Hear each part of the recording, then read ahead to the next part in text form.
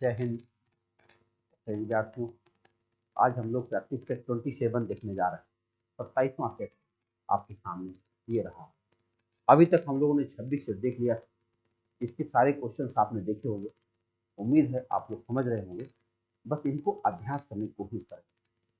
ऐसे तमाम सारे विद्यार्थी हमको मिलते हैं ऑफलाइन में, वो बताते हैं कि उनका बेसिक बहुत कमजोर है। बहुत लोग ऐसा करते हैं। मैंने उनको भी ध्यान में रखते हुए ऐसे सवाल बनाए हैं। एक लड़का अगर कुछ भी गणित न जानता हो तब भी इन सवालों से लेकर के अपनी अभ्यास को जारी रख सकता है और किसी भी परीक्षा में वो एक अच्छी पोजीशन में आ सकता है। तो इनके सेट का हिसाब आप देखोगे तो आपको समझ में आएगा कितना ध्यान रख करके यह बात बनाई गई है। तो ठीक है, चलते हैं इस सेट के बारे में समझते हैं।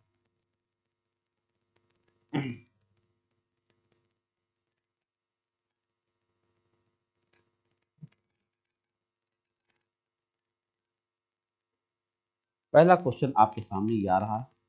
ये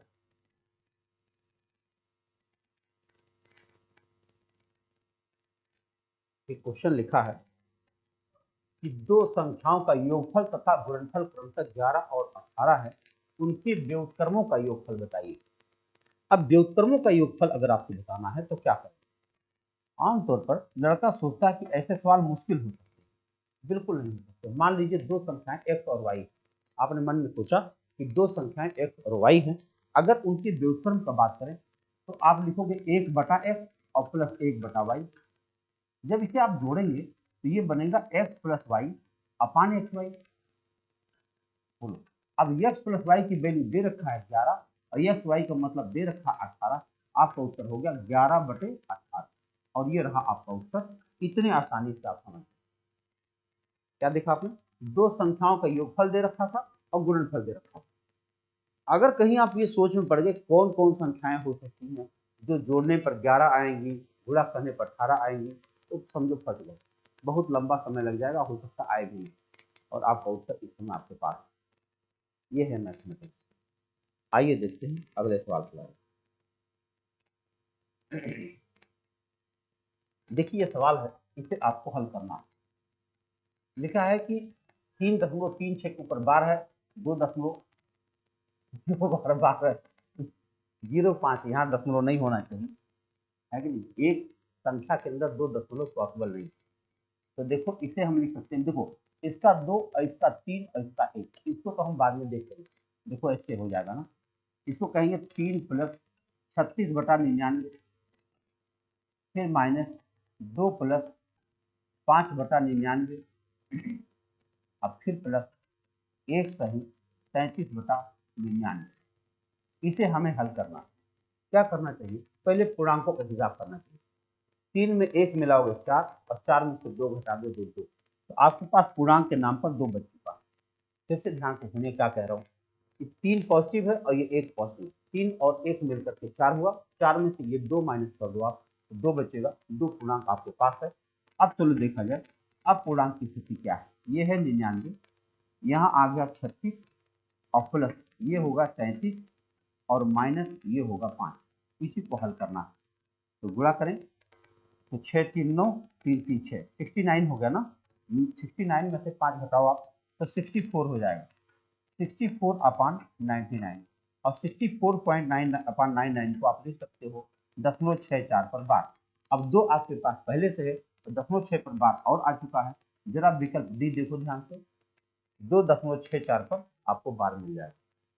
ठीक है, आइए अगले सवाल पर चर्चा करते हैं। तो ये जब आपका अभ्यास होगा तब ये चीज आपको बहुत बेहतरीन तरीके से समझ में आने लगेगी। इसीलिए ऐसा मैंने प्रतिशत ले रखा। 3 घंटियां एक साथ 11 बजे बजती हैं। वे तीनों क्रमशः 20 मिनट, 30 मिनट, 40 मिनट के अंतराल पर बजती हैं। तदनुसार वे दोबारा एक साथ किस समय पर बजेंगी? लघुत्तम का प्रश्न है, जल्दी से सोचिए। 20, 30 और 40 का लघुत्तम हमें लेना पड़ेगा। 20, 30 और 40 का लघुत्तम लेना होगा। तो सबसे पहले हम 20 को हटा सकते हैं क्योंकि हमारे पास 40 पिताजी बैठे हैं। अब हम इसको 10 से काट रहे हैं। 10 3 30, 10 के 40, 4 12 120। 120 मिनट बाद वो दोबारा बजेंगी। 120 मिनट का मतलब 2 घंटे बाद, और 11 बजे के बाद 2 घंटा होगा, 1 बज जाएगा। यानी ठीक 1 बजे दोनों घंटियां फिर एक साथ बजेंगी। आइए अगले सवाल पर चर्चा करते हैं। देखिए एक सरलीकरण आपके पास, इस सरलीकरण को आप देखेंगे तो क्या बनेगा, 3 माइनस 4। अब देखो ध्यान से, अब आप 3 में से 4 घटाओगे, क्या बन जाएगा, -1, और माइनस के ऊपर पावर -1 यानी अपान -1 हो जाएगा। बोलो अगर हम इसको हल करना चाहें यहाँ से यहाँ तक, तो 3 में से 4 घटाओगे तो -1 आएगा, और -1 के ऊपर पावर -1 होगा, इसका मतलब 1/1 होगा माइनस का, तो -1 ही होगा, तो 4 गुणा -1 हो जाएगा।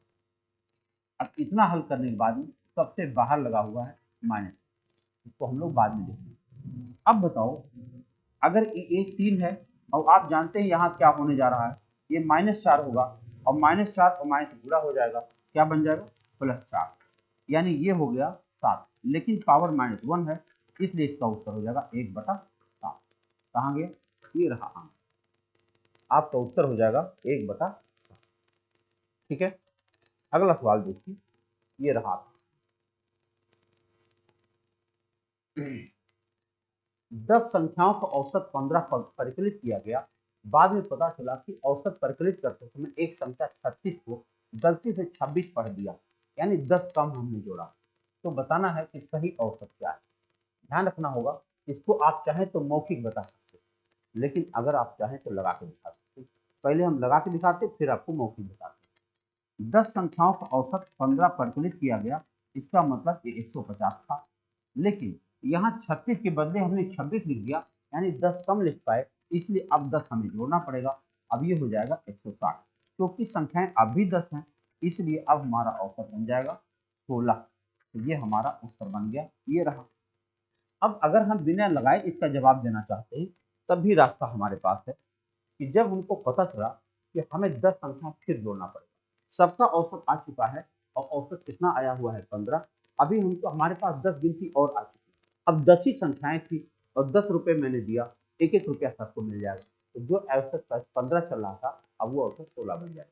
ये आपका उत्तर हुआ, बिना कुछ लगाए आपका उत्तर बन सकता है। तो आइए अगले सवाल पर चर्चा करते हैं। नेक्स्ट क्वेश्चन ये रहा, राजेंद्र तथा उनके पुत्र की वर्तमान आयु का अनुपात 6:1 है, यदि 5 वर्ष बाद यह अनुपात 7:2 हो जाए तो पुत्र की वर्तमान आयु क्या है। अच्छा देखो ध्यान से, ये सवाल बहुत छोटा हो गया, ये मान कर लगाने की जरूरत नहीं। देखो इनका अनुपात जो 6 था वो 7 बन चुका है, यहाँ 1 था तो 2 बन चुका है, यानी अनुपात में 1 अंक की वृद्धि हुई है, तब हुई है जब 5 वर्ष बीता है, यानी हमारे अनुपात में 1 अंक की वृद्धि 5 वर्ष के बराबर होती है। अगर अनुपात का 1 अंक 5 के बराबर होता है तो पुत्र का वर्तमान आयु पूछा गया है, तो पुत्र का वर्तमान आयु 5 वर्ष हो जाएगा। अब ये तो उत्तर हो गया, सीधे सीधे उत्तर आ गया। अब मान लीजिए आप कह रहे नहीं हम लगा के देखना चाहते हैं, और लगा के दिखाते हैं, तो आप क्या करोगे कि पिताजी की उम्र 6x है और बेटा जी की उम्र 1 साल है। अब करें 5 वर्ष बाद, तो +5 और +5, और तब यह अनुपात बनेगा 7:1। इसको आप हल कर देंगे तब भी वही आंसर आएगा। मैं गुणा करके दिखाता हूँ, तो 2 छक्के 12x +10 बराबर 7x, और +7×35। अब 7x इधर लाओ, 5x, और 10 उधर ले जाओ तो 25, x बराबर 5। बेटे की उम्र 5 हम लोग पहले से x माने थे, x बराबर 5 आ गया। तो आप देख सकते हैं कभी कभी सवाल में ऐसी स्थिति बनती है कि बिना लगाए उत्तर आ जाता है। ये तभी हो सकता है जब आप ढेर सारे सवाल लगाए हों और देखते ही आपका दिमाग काम कर जाए। 666 का 52% + x बराबर 5। आओ समझा जाए x की वैल्यू क्या है। तो 666 का 52% +x बराबर 500। आप जानते हैं यह वैल्यू उधर जाएगी और 500 में से घटेगी, और वही हमारा उत्तर बनेगा। वैसे काटे तो थोड़ा बहुत कटेगा, इससे बढ़िया होगा कि गुणा कर लें तो अच्छा हो। और गुणा करते हैं, तो 2 छक्के 12, 2 छक्के 12 1 13, 2 छक्के 12 1 13, 5 से गुणा कर लो, 5 छक्के 30, 3 5 छक्के 30 3 33, फिर 5 छक्के 30 3 33। अब गुणा कर लो, 2 3 6 4 3, 2 अंक पर दशमलव, 346.32 आया। अब हम क्या करेंगे, x बराबर लिख सकते हैं 500 - 346.32, अब आप दशमलव करके यहाँ 0 0 बढ़ा सकते हैं। अब घटाइए, 10 में से 2 घटाएंगे 8, 9 में से 3 घटाएंगे 6, 9 में से 6 घटाएंगे 3, 9 में से 4 घटाएंगे 5 और 4 में से 3 घटाएंगे 1, 153.68। ये रहा आपका उत्तर। इतने आसानी से इसको समझा जा सकता है। अगर हम इसको गुणा करते यहाँ पर या काट देते 4 से, तो संख्या निकालना मुश्किल था, कठिन बन जाता, लेकिन इस सवाल को बहुत आसानी से हम लोगों ने देख लिया। आइए देखते हैं अगले सवाल को। ये सवाल आपके पास है, एक रेडियो को 990 रुपए में 10% के लाभ पर बेचा जाता है। यदि उसे 890 रुपए का बेचा गया होता तो उस पर कितना वास्तविक लाभ होता। 990 रुपए में 10% लाभ पर बेचा गया है, इसका मतलब यहां से हम इसका क्रय मूल्य निकाल सकते हैं, सीपी। ये सीपी रही होगी जिसको 10% लाभ पर बेचा गया, तब बेचा गया कितने में, 990 रुपए में। अगर आप चाहें तो इसको 9 से यही काट सकते हैं और पता चल जाएगा उस वस्तु का सीपी कितना है, 900। अब 900 रुपए के सामान को आप 890 रुपए में बेचोगे, घाटा तो हो ही जाएगा। कितने घाटा हो जाएगा, 10 रुपए की हानि हो जाएगी। इतना छोटा सा सवाल। तो अगर आप क्रय मूल्य निकाल लें, तब आपका लाभ प्रतिशत निकालना हो, चाहे केवल लाभ निकालना हो, हानि प्रतिशत निकालना हो या केवल हानि निकालना हो, बहुत सिंपल हो जाएगा। एक व्यापारी वस्तुओं पर लागत कीमत से 20% अधिक अंकित करता है और फिर वह कुछ छूट देता है और 8% का लाभ कमा लेता है। छूट की दर बताओ। भाई देखो, ऐसे सवालों के लिए हम एक तरीका बताएं, सीपी, एसपी और एमपी। कह रहे 20% अधिक अंकित करता है, 100 रुपए का सामान था, 120 छाप दिया, अब पता नहीं कितना छूट दिया कि 8% का लाभ हो गया, अर्थात सामान 108 का बिक गया। आप बताओ, 120 का सामान 108 का बिक गया तो 12 रुपए छोड़ा ना, 12 रुपया किसमें छोड़ा, 120 में, 12 रुपया छोड़ा 120 में, गुणा 100% बन जाएगा, तो 10% आपका छूट की दर क्या आ गई, 10%। तो आप देख सकते हैं, सवाल में थोड़ा सा काम करिए, ये 10 सेकेंड, 15 सेकेंड, 5 सेकेंड, कभी कभी इतने छोटे समय में भी सवाल बन जाता है। सवाल लिखिए, देखिए, कितने मूलधन को 5% वार्षिक दर से 3 महीने के लिए जमा करने पर मिश्रधन 2025 रुपए हो जाता है। यानी मूलधन बताना है आप जानते होंगे, साधारण ब्याज के लिए मैंने एक फार्मूला लिखवाया था, 1 गुणा 100 बटा 100 प्लस RT। एक बार लिखो, तुरंत उत्तर आपका बन जाएगा। ए कितना है, मिश्रधन है 2025 गुणा 100 और बटा 100 प्लस RT। आर कितना है 5 और टी कितना है 3/12। बोलो 3/12 हुआ ना, 3 महीना है तो 3 एक 3, 3 चौके 12, 5/4 हुआ। और इस 5/4 को आपको 100 में जोड़ना है, तो जरा बताओ कितना हो जाएगा, 400 5/4। अब हम यहाँ लिखेंगे 400 5/4, ऊपर चला जाएगा 4 और 405 से ये 5 बार में कट रहा है, तो 5 चौके 20 गुणा 100, 2000 रुपये आपका मूलधन आ जाएगा। देख रहे हैं कितने आसानी से आप इसे समझ सकते हैं। साधारण ब्याज का सवाल है, एकदम सिंपल। आइए अगले सवाल पर चर्चा करते हैं। कोई धनराशि चक्रवृद्धि ब्याज की दर से 3 वर्ष में इतना और 4 वर्ष में इतना बन जाएगा। दर बताओ, 1 साल का अंतर है, सीधे घटाना पड़ेगा बस।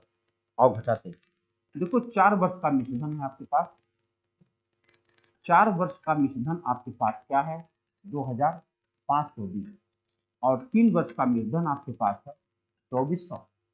अगर हम इसको घटा दें तो 1 वर्ष का हमको ब्याज मिल जाएगा। क्या मिल जाएगा, 1 वर्ष का ब्याज मिल जाएगा। कितना मिल जाएगा, 120 रुपये।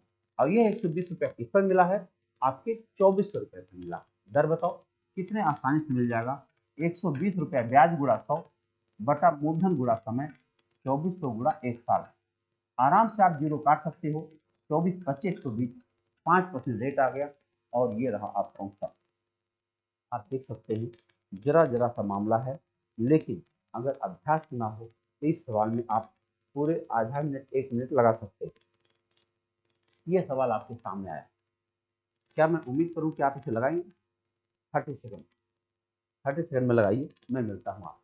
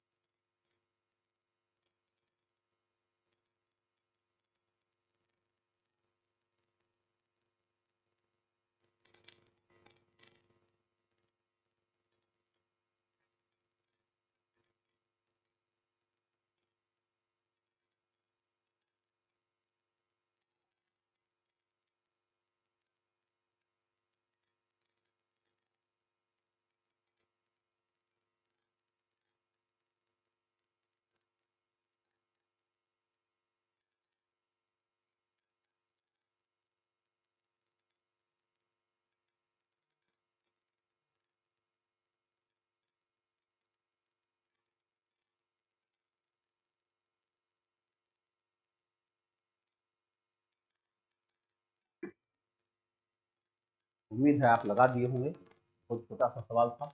देखो क्या करना था इसमें, b माइनस ए का 30% बराबर b प्लस ए का 18%, तो a और b का अनुपात बताना था। और दिखाते हैं, जब आप लिखते हैं b माइनस ए का 30% बराबर है b प्लस ए का 18%, तो होगा क्या कि बहुत सारी चीजें इसमें कट जाती हैं। जैसे ये कट गया और 6 से काट सकते हो, 6 25 30, 6 18, आप केवल गुणा कर दीजिए, आपका उत्तर आ गया।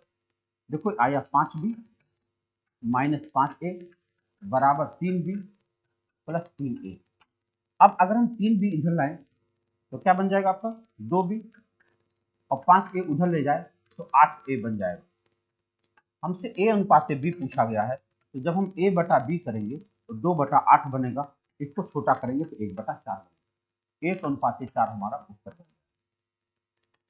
ठीक है, कि a और b के बीच में 1:4 का रेशियो है। इतने आसानी से इसे सोचा जा सकता है। देखो ये सवाल क्या है, थोड़ा साइज देखने में बड़ा लग रहा है। एक व्यवसाय की हिस्सेदारी में एक कुल पूंजी का 1/6 कुल अवधि के 1/6 भाग के लिए निवेश करता है। बी कुल पूंजी का 1/4 भाग कुल अवधि के 1/4 भाग के लिए निवेश करता है। और सी कुल पूंजी का शेष भाग पूरी अवधि के लिए निवेश करता है। और 19,400 रुपया लाभ में बी का हिस्सा क्या होगा। इतना बड़ा सवाल। आपको बताऊं, ऐसा एक सवाल मुझे एक बार और पिछले वीडियो में मैंने बताया होगा कि यहाँ मुझे 6 दिख रहा है और यहाँ 4 दिख रहा है। 6 4 का लघुत्तम निकालो 12। और हम मान लेते हैं कि कुल पूंजी, हमने मान लिया कुल पूंजी था 12 रुपये और कुल समय था 12 माह 10। अगर मैंने ऐसे सोच लिया तो अब हमारा उत्तर बेहद आसान हो जाएगा। और दिखाते हैं, मैंने यहाँ ए लिखा, यहाँ बी लिखा, यहाँ सी लिखा। अब ए ने कुल पूंजी का 1/6 भाग, बताओ 12 का 1/6 कितना होता है, 2 रुपये। और 1/6 समय के लिए 12 माह का 1/6 कितना होता है, 2 माह के लिए लगाए। बी ने कुल पूंजी का 1/4 यानी 3 रुपया और 3 माह के लिए लगाए। और सी ने शेष पूंजी, शेष बचा कितना, 3 2 5 लोग लगा चुके हैं, तो 7 रुपया बचा होगा। और ये 7 रुपया सी ने पूरे समय के लिए 12 माह के लिए लगा दिया। अब चलो काटा जाए, ये हो जाएगा 4 अनुपात 9 अनुपात 84। इसी अनुपात में पैसा बांटना है हमको। बी के बारे में बात करना है। बताओ बी को क्या मिलेगा, 19,400 रुपया है और बी का मतलब 9 होता है बटा अनुपात योग कितना होगा, तो 9 और 4 13, 13 और 4 17, 1 8 9 97 आ गया। 2 बार में कट रहा है, देखो 2 7 14, दोनों 18 19, 2 बार में कट गया 200 और 2 9 1800 कहीं दिख रहा है। ये रहा उत्तर।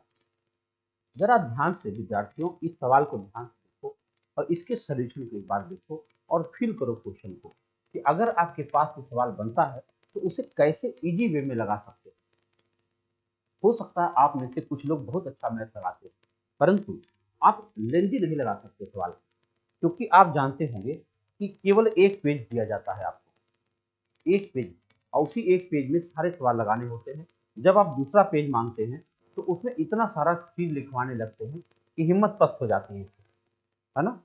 देखो एक समद्विबाहु त्रिभुज एबीसी में ए बी बराबर ए सी लिखा हुआ, एक समद्विबाहु त्रिभुज है और यहाँ एबीसी मान लिया जाए, तो ए बी बराबर ए सी कह रहे हैं और ये 25 सेंटीमीटर, ये भी 25 है, ये भी 25 है, और इसको कह रहे हैं 14 है, बीसी 14 है। तो बताओ बीसी पर डाले गए लंब की लंबाई बताओ। अगर हम यहाँ से परपेंडिकुलर डालेंगे, आप जानते होंगे ये 14 है तो 7 7 हो जाएगा। अब क्या आपको ये समकोण त्रिभुज दिख रहा है, 25 के स्क्वायर में से 7 का स्क्वायर घटा दो, 625 में से 7 से 49 घटाओगे 576 होगा, और 576 का वर्गमूल क्या हो जाएगा 24। आपका उत्तर बन गया 24 सेंटीमीटर।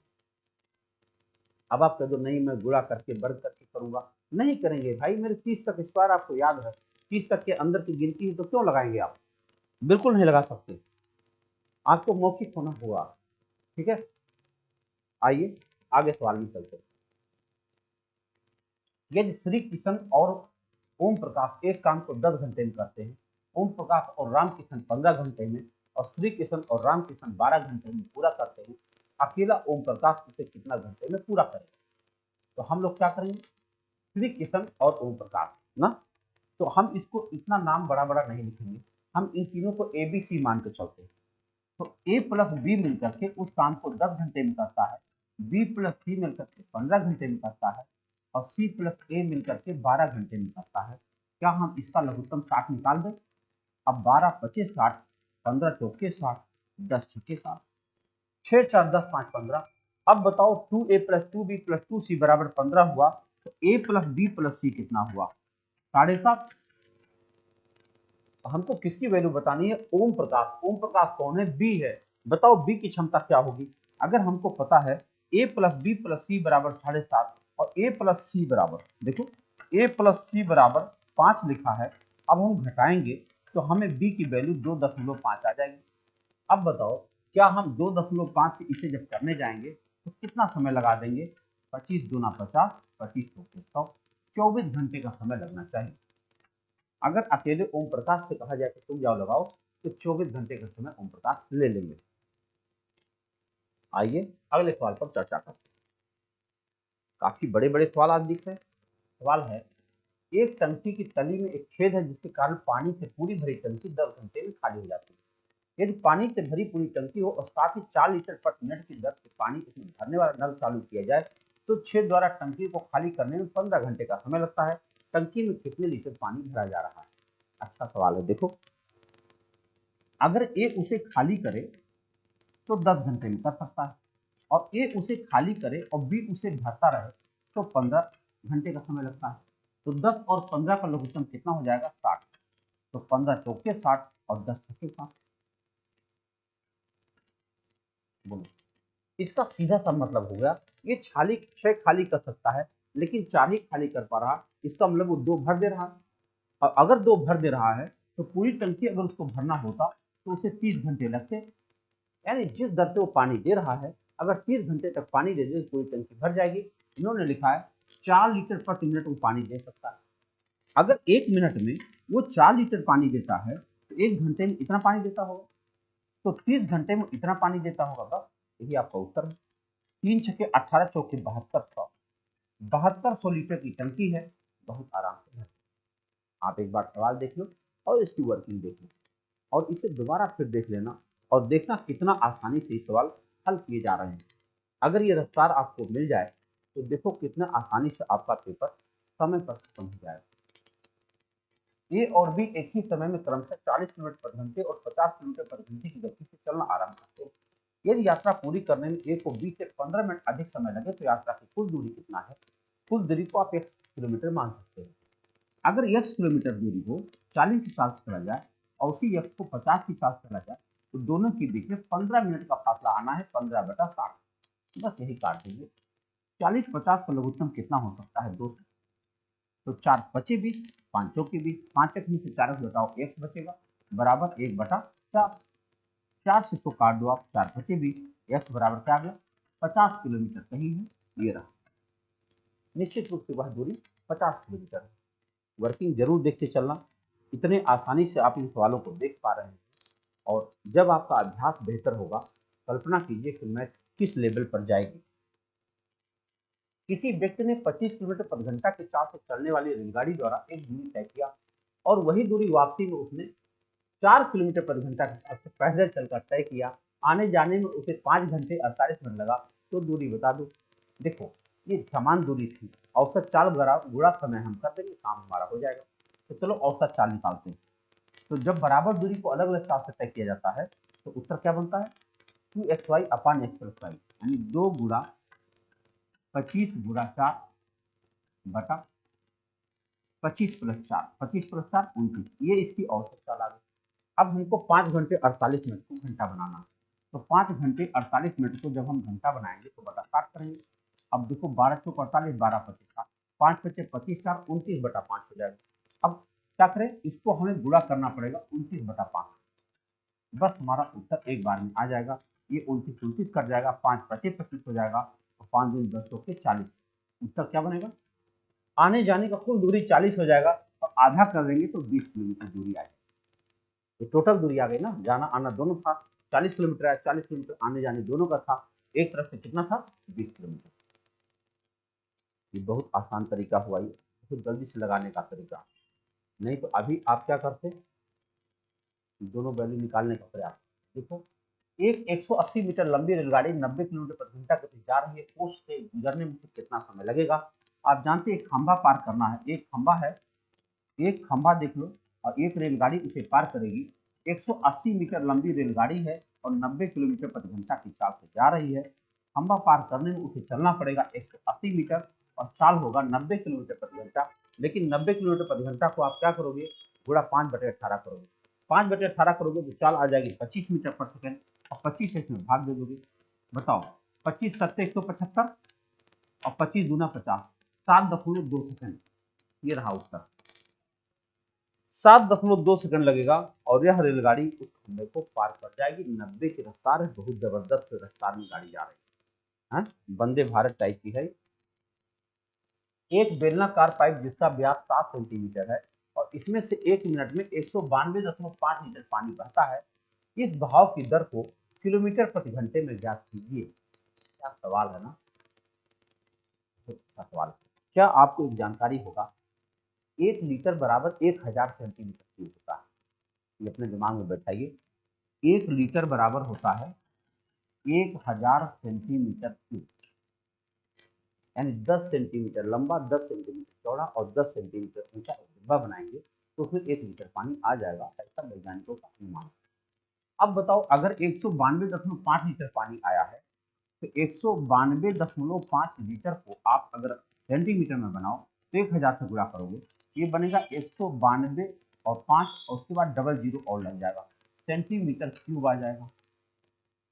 आ जाएगा। अब अगर सेंटीमीटर क्यूब आ जाएगा तो हमको किलोमीटर प्रति घंटा रफ्तार बताना है।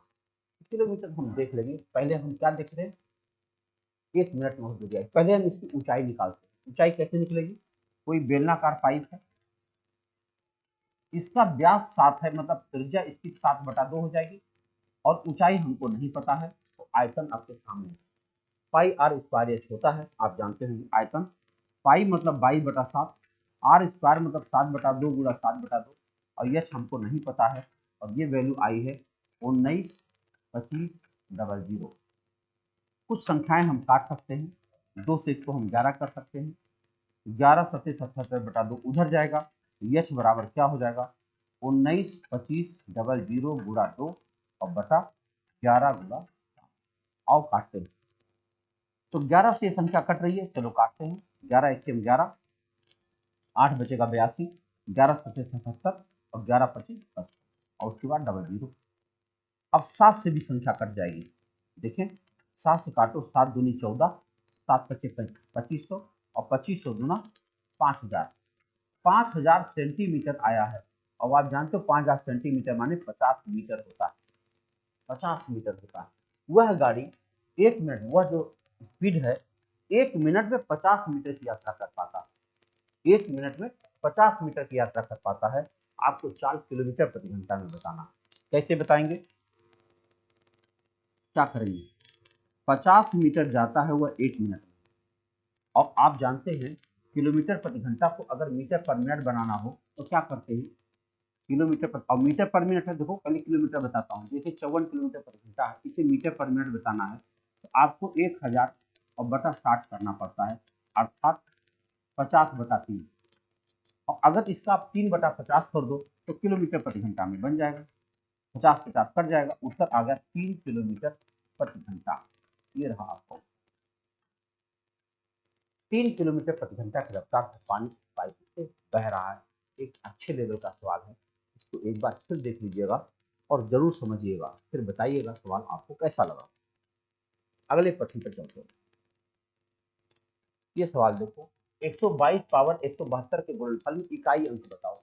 इकाई अंक बताना, इसका मतलब हुआ कि देखो इसका खाली लास्ट 2 डिजिट देखा जाता है, इसका 2 देखा जाता है, 2 का पावर 72, यह 72 4 से कटने वाली संख्या है, इसका मतलब इकाई अंक है। बिना लगाए इतना छोटा सवाल है। जब कोई सम संख्या होती है और उसके ऊपर ऐसा पावर बन जाए जो 4 से कटने वाली संख्या हो तो उसका इकाई अंक कितना होता है? 6 ही होता है और कुछ नहीं होता। अब देखो ये क्या है, गजब का सवाल है। यदि x बराबर ये वैल्यू, y बराबर वो वैल्यू, तो निम्नलिखित का मान बताओ। तो देखो इसको हम कुछ बदलाव करेंगे। इस संख्या को ध्यान से देखिए, मैं दोबारा लिख रहा हूँ, खूब अच्छे से देखिएगा, अच्छे लेवल का सवाल है। x² + xy और प्लस वाई स्क्वायर है, और नीचे लिखा है x square minus x y और प्लस वाई स्क्वायर है। हम क्या करने जा रहे हैं, हम क्या करेंगे, इसको हम इसमें अगर हम प्लस एक्स वाई और माइनस एक्स वाई कर दें, माइनस एक्स वाई, और यहाँ प्लस 2xy और माइनस 2xy कर दें। हम ऐसा कर क्यों रहे हैं, हम इसलिए कर रहे हैं कि यहाँ से यहाँ तक देखो x प्लस वाई का होल स्क्वायर हो जाएगा, यहाँ से यहाँ तक देखो x प्लस वाई का होल स्क्वायर हो जाएगा, 3 नहीं, यहाँ 2 नहीं 3 होना चाहिए, क्योंकि 3xy में से एक xy घटाओगे तभी 2xy बनेगा। तो अब आपके सामने बन गया x प्लस वाई का whole square minus x y, और नीचे बन गया x प्लस वाई का होल स्क्वायर माइनस 3xy। यही जानकारी हमको देना है। अब हम क्या करेंगे, x प्लस वाई करने का प्रयास करें। आओ x प्लस वाई किया जाए। जब हम इसको जोड़ेंगे तो क्या होना आप जानते हो, ये इसका गुणा हो जाएगा, ये इसका गुणा हो जाएगा, कितना हो जाएगा, a प्लस बी का whole square plus a minus b का होल स्क्वायर, 2 ब्रैकेट में a square plus b square हो जाएगा, 2 ब्रैकेट में a स्क्वायर मतलब 5 प्लस b स्क्वायर मतलब 3, और नीचे क्या हो जाएगा a square minus b square, 5 से 3 गया 2, 2 2 कट जाएगा, x प्लस वाई बराबर 8 आ जाएगा, और एक्स वाई कितना हो जाएगा, एक्स वाई बराबर 1 आ जाएगा। कैसे गुणा करोगे, जब ये कट जाएगा, ये कट जाएगा, आओ रखते हैं। अब बताओ यहाँ 8 स्क्वायर माइनस 1, ये हो जाएगा 8 स्क्वायर माइनस 3, तो 64 में से 1 घटाओगे तो 63 होगा, और 64 में से 3 घटाओगे क्या बन जाएगा, 61 होगा। 63/61 कहीं दिख रहा है, ये रहा उत्तर। अच्छे लेवल का सवाल है, आज तो बहुत मजेदार आया, जरूर दोहराइएगा, है ना। ये आपको एसएससी ग्रेजुएट लेवल जब आप देखोगे तब आपको ऐसे सवाल मिलेंगे एक ढेर सारे। आइए देखते हैं, आयु में 8 वर्ष का अंतर होने पर दो भाइयों का आयु का योगफल 10 वर्ष बाद दुगना हो जाएगा। छोटे भाई और बड़े भाई की आयु का अनुपात, क्या सवाल है ना।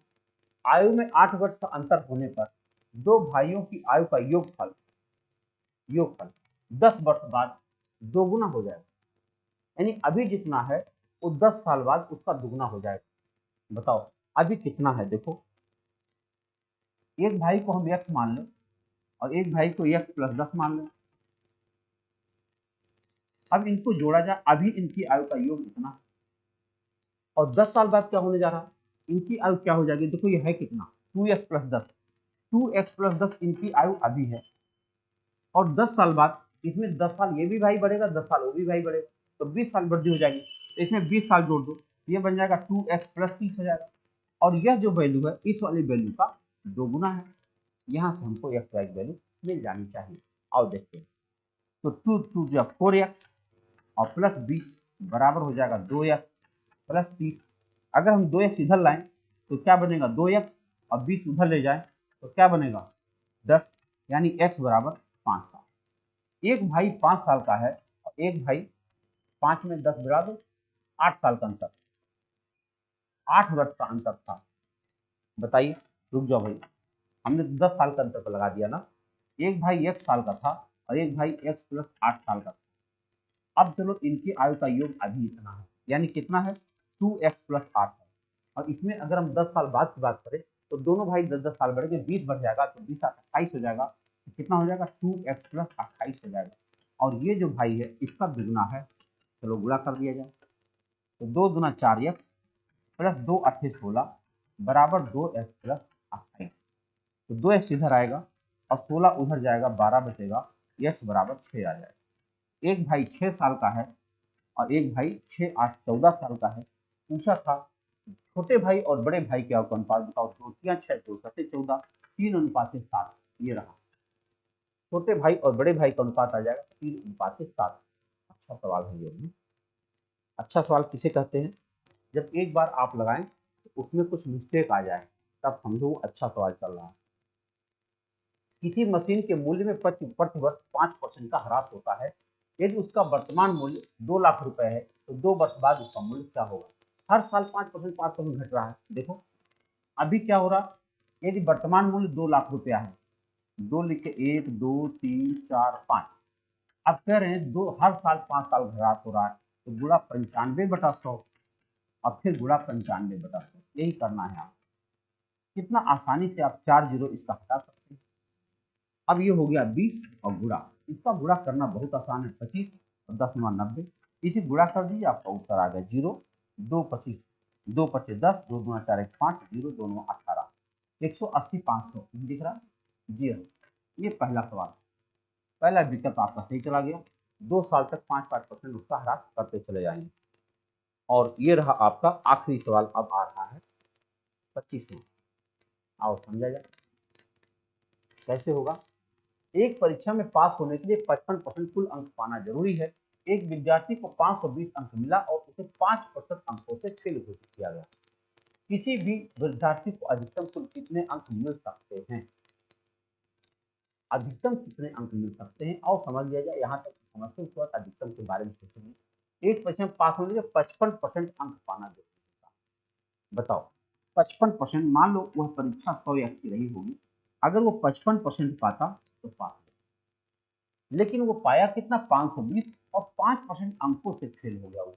अर्थात ऐसा माना जा रहा है कि वो केवल 50 एक्स पाया, केवल वह 50 एक्स पाया है ना, 55 एक्स नहीं पाया है, 50 एक्स पाया है, 5% अंकों से फेल हो गया है, और वो कह रहे 520 पाया है। तो एक्स की वैल्यू यहाँ से आपको मिल जाएगी, कितनी मिल जाएगी, 52/5।